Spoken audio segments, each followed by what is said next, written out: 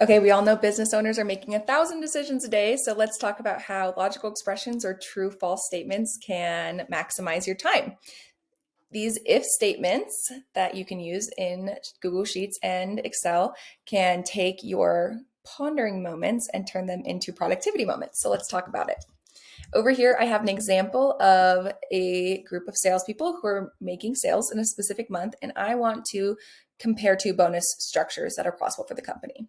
The first bonus structure is going to be right here. There's one criteria, so it's just going to be one if statement, and then I'm going to show you how to stack if statements. There's multiple criteria and how to get simple answers and outputs. Okay, let's start with the first one.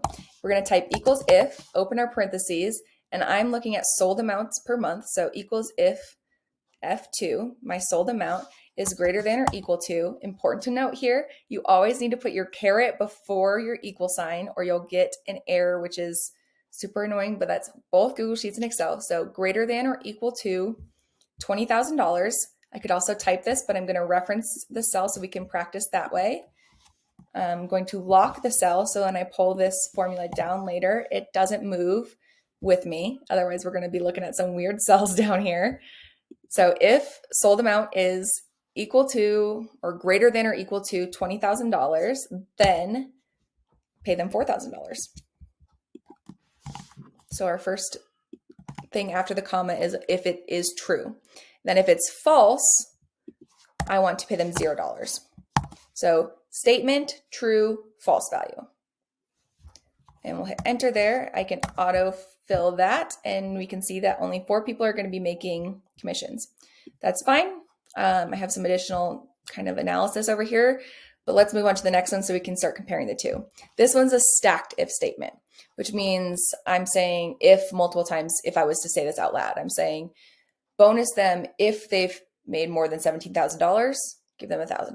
If they've made more than $18,000, give them 2. If they've made more than 19, give them 3. I'm saying if multiple times so that we're stacking those if statements in kind of a compounding way. But it's important to note here that the way I just said it, 17, 18, 19, is exactly the opposite as how you want to type it in your function.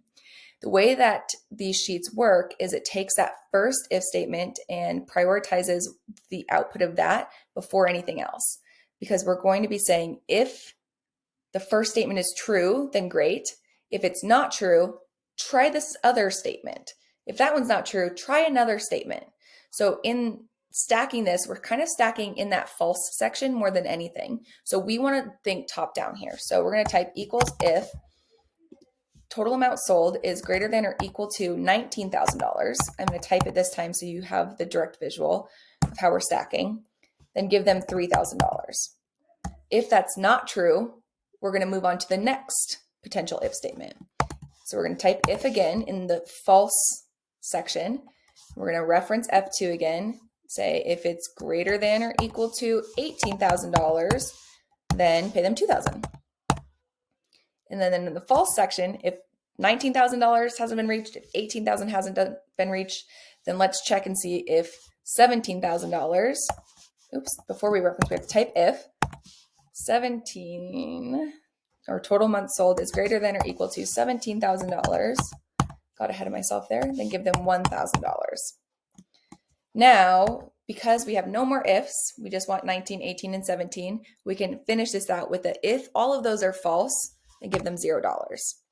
Or we could say, we could type anything there. Then I'm going to close these out. So I'm going to do 3 closing parentheses to close out my $17,000 if statement, my $18,000 if statement, and my $19,000 if statement. I'm going to hit enter. I'm going to copy that and paste it all the way down. A little too far. And now I can look at this additional analytics information and see, okay, both of these structures end up being $16,000 paid in bonuses, but the difference is I'm paying out employees who are really only bringing the company in $88,000 if I do the first structure, versus I'm paying out and incentivizing employees who are bringing in more revenue in the second scenario, bringing in $124,000. So those are interesting things that I will ponder on and make a decision based off of. But the other cool thing before I wrap up the video is because we did the referenced and locked cell in scenario 1, Wow, this is not how you spell scenario. That's not either. Well, that's awkward. Anyways, because we locked it, I can change these over here. So I can do more analysis. I can say, okay, maybe I want to pay anybody who makes over $18,000, $2,500, and I can see what that looks like. So I could change all those things. All of those will auto update because I locked those cell ranges, versus if I come down here and change this to $16,000, nothing changes because I typed it manually in the formula. So I always lock cells because it's easier to analyze later, and that makes my life easier, and it might make yours easier too. I hope these if statements can help you make decisions faster and easier. And if they don't, at least you learned something.